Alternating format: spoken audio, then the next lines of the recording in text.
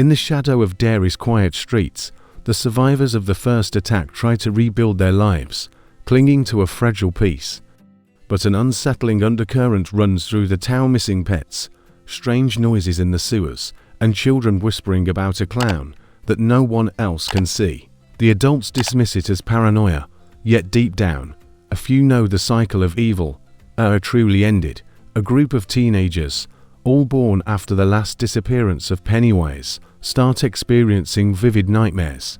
In these dreams, they are lured into a carnival that feels impossibly real. Each dream leaves them with a faint memory of a red balloon floating away into the dark sky. Their unease grows as these dreams begin to overlap, showing pieces of each other's experiences. Meanwhile, one of the original losers, now an adult living far away, begins receiving anonymous letters with old photographs of Derry. At first, they believe it's a cruel prank until they spot themselves in one of the photos as a child, standing next to a blurred figure in clown makeup. The letters come with no return address, only a single crimson fingerprint. Strange weather patterns settle over Derry: sudden thunderstorms, unexplained fog, and rivers running with a reddish tint. Local authorities can't explain it, but the town's older residents exchange worried glances. They've seen it before, though they refuse to speak of it. The teenagers sense something dangerous beneath the surface, and their curiosity pulls them toward the old, boarded-up library, where they find a disturbing artifact. The artifact is a journal, its pages filled with cryptic sketches and frantic handwriting describing the Eater of Worlds. The handwriting belongs to a man who went missing decades ago, and some drawings match the dreams the teenagers have been having. They realize the town's history is littered with disappearances. Every 27 years, a pattern no one dares to acknowledge. One of the teens, Emma, becomes obsessed with uncovering the truth. She drags her friends to the old sewers, hoping to prove that the stories are just myths. But as they explore, they begin to hear laughter echoing through the tunnels, growing louder the deeper they go.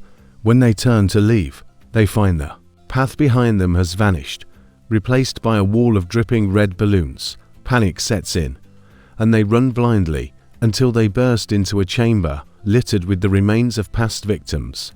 Among the bones is a familiar bicycle, rusted and broken, the same one from one of their nightmares. A shadow moves across the walls, and a soft, mocking voice welcomes them back to Derry. They flee the sewers, shaken but alive, knowing they've just awakened something ancient. Across town, the adult survivor begins having visions of the teenagers, sensing their connection to the past. Feeling a responsibility to protect them, they return to Derry, though every mile closer brings back flashes of trauma. The memories they had buried for decades rise with cruel clarity, reminding them of the fear they thought they'd escaped. When they arrive, the adult warns the teens about Pennywise, but the group struggles to believe such evil could truly exist. That changes when one of them vanishes without a trace after chasing a balloon through the fairgrounds. The loss cements their resolve. If they don't fight back, none of them will survive. The group begins to piece together a map of Derry's most haunted locations. Guided by old stories and the journal's cryptic entries, they discover that Pennywise feeds on fear, but also manipulates memories, ensuring the town forgets the horrors after each cycle. They decide they must face their own deepest fears before confronting him. The first confrontation comes unexpectedly when Pennywise appears in broad daylight, disguised as a friendly neighbor. His smile hides razor-sharp teeth, and his voice shifts from gentle to menacing without warning. The teens scatter, but Emma stands frozen, forcing the adult to intervene. They barely escape, realizing Pennywise's power has grown. To prepare for the final battle, they search for the ritual of Chud, an ancient method mentioned in the journal. Their search leads them into the oldest part of Derry, where the ground feels alive and the air smells of decay. They uncover symbols etched into stone that seem to hum when touched, awakening visions of a cosmic battle between light and darkness. The visions reveal that Pennywise is not merely a clown, but a fragment of something far older, a shape-shifting entity from beyond human understanding.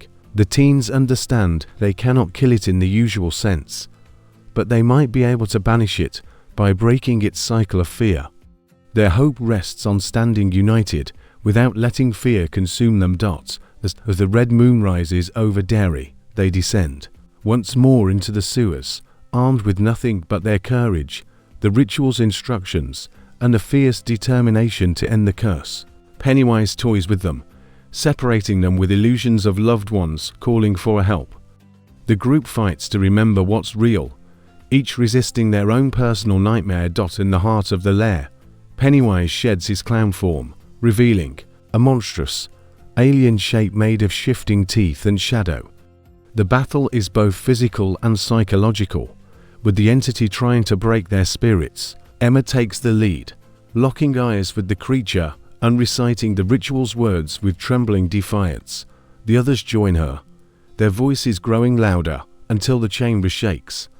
Pennywise's form distorts, his laughter twisting into a scream as the air fills with blinding light. The force of their united will pushes him back into the void he crawled from, leaving behind only silence and the smell of rain. The sewers collapse around them, and they barely escape to the surface, gasping in the cool night air.